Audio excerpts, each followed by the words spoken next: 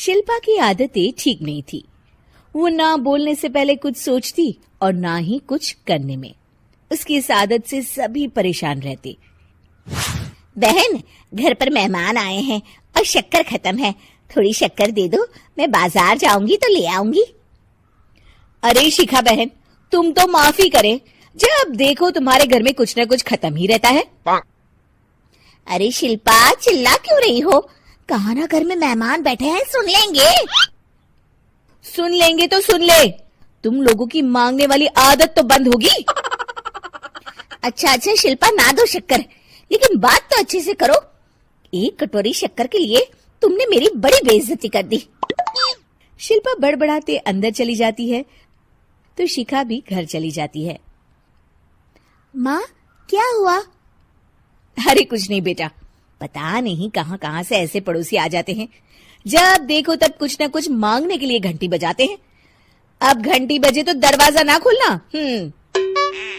पता नहीं माँ की ये आदत कैसे बदलेगी, किसी को कुछ भी बोल देती है, बोलने से पहले सोचती भी नहीं। शिल्पा की ये आदत दिन ब दिन बढ़ती ही जा रही थी। एक दिन शिल्पा के दरवाजे सब्जी वाला आया।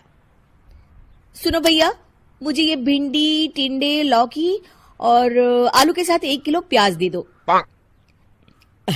जी बहन जी। वो एक एक कर सारा सामान पैक कर देता है। कितने पैसे दूं? 220 रुपए पूरे। अरे इतना महंगा नहीं। हाँ, मैं तो सिर्फ 150 दूंगी। नहीं, पैसे तो पूरे लूंगा, नहीं तो सब्जी वापस कर दो।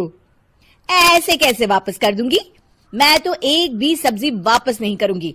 और हाँ, रही बात पैसों की, तो लेना है तो 150 ले लो, वरना मेरे मोहल्ले में घुसने तक नहीं दूंगी। हाँ। अरे नहीं बहन, हम लोग गरीब लोग हैं, ऐसा ना करो। पकड़ो ये 150 और दफा हो जाओ।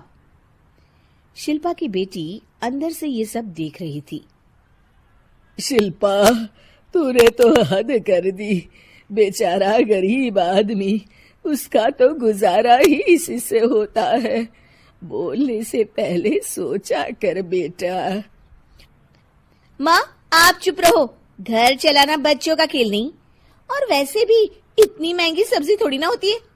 आपको तो सिर्फ खाने से मतलब है, लेकिन मुझे तो सब सोचना पड़ता है ना।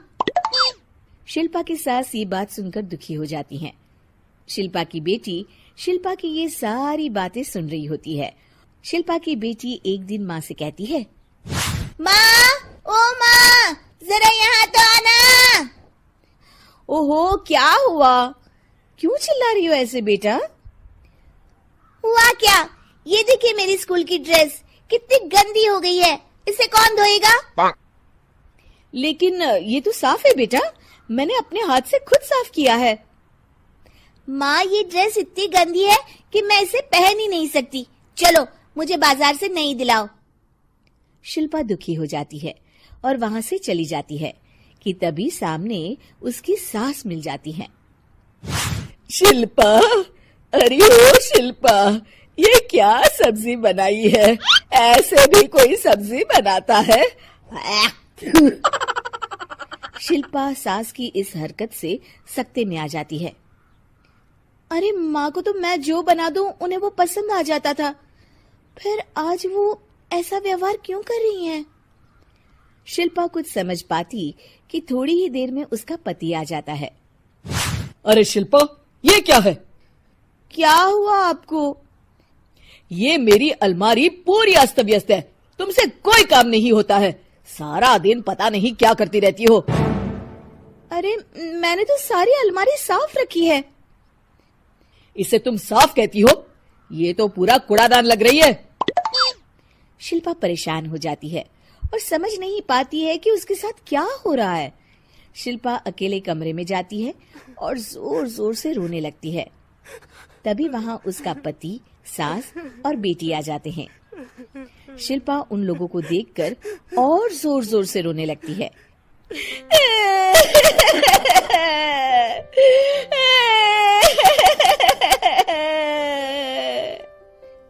कि तभी उसकी सास उससे कहती है, क्या हुआ? यहाँ बैठकर रोती रहोगी या फिर खाने को भी कुछ बनाओगी?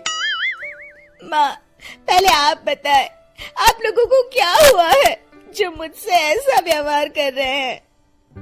वही हुआ है जो तुम्हें रोज होता है। मैं समझी नहीं। माँ, आज घर वालों ने आपसे बुरा व्यवहार किया तो आपको कितना बुरा लगा ना? हाँ, मुझे बहुत बुरा लगा। मुझे अच्छा नहीं लगता कोई मुझसे इस तरह से बात करे। सही कहा शिल्पा, जो चीज तुम्हें खुद के लिए अच्छी नहीं लगती वो तुम्हें दूसरों के साथ भी तो नहीं करनी चाहिए। बेटा, हम तुम्हारे अपने हैं, फिर भी तुम्हें अपनों की बात का बुरा लगा। लेकिन सोचो, जिन बाहर के लोगों से तुम ऐसा व्यवहार करती हो उन्हें कैसा लगता होगा। हाँ माँ, आप सच कह रही हैं। मैं आप लोगों से माफी मांगती हूँ। मुझे कड़वा नहीं बोलना चाहिए। मैं समझ गई, मैं आपकी हूँ इसलिए आप लोगों ने मुझे सुधरने का वक्त दिया और मेरा साथ दिया। लेकिन जिन बाहर के लोगों से मैं बुरा व्यवहार करती आई, वो लोग मेरे कड़वे बोल से कितने दुखी होते होंगे। मैं वादा करती हूँ, आज से ऐसा व्यवहार किसी के साथ नहीं करूंगी। सीख, हमें दूसरों के साथ वैसा ही व्यवहार करना चाहिए जो हम खुद के लिए अपेक्षा करते हैं।